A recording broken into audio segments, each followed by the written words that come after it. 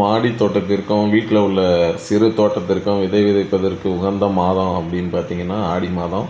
ஆடி மாத ஸ்டார்டிங்கில் நிலத்தை சமன் பண்ணி ஆடி மாத நடுப்பறதை 15-20 தேதி போல் விதை விதைச்சோம்னா அந்த வருடத்திற்கு உண்டான தோட்ட பயிர்களுடைய காப்புத்தன்மை அதிகமாக இருக்கும். இந்த சமயத்தில் விதைக்க வேண்டிய பயிர்களில் காய்கறி பயிர்கள்னு பார்த்திங்கன்னா சுரக்காய், குண்டு சுரக்காய், தீப்பு சுரக்கான்னு சொல்லுவாங்க. புடலங்காயில் எல்லா வகை, பூசணிக்காய், பரங்கிக்காய், அதுக்கப்புறம் தட்டை பீன்ஸு, அவரைக்காயில் செடி அவரைக்காய், கொடி அவரைக்காய், இந்தமாரி கொடி வகை பயிர்களையும் தோட்டத்துலேயும் மாடி தோட்டத்துலேயும் விதைக்கலாம். அதே மாதிரி செடிகள்னு பார்த்திங்கன்னா வெண்டைக்காய், கொத்தரங்காய், செடி பீன்ஸு, முள்ளங்கி, மிளகாய், கத்திரிக்காய், இந்தமாரி செடியில் விளையக்கூடிய காய்கறிகளையும் நாம் விதைக்கலாம். ஆடி மாதத்தில் விதைக்கக்கூடிய காய்கறிகள் பார்த்திங்கன்னா நோய் எதிர்ப்பு சக்தியும் அந்த கிளைமேட்டில் கரெக்டாக பூ பூத்து காய்க்கும் தன்மையும் அதிகமாக இருக்கும். அதனால் இந்த மாதம் விதை விதைக்க உகந்தது.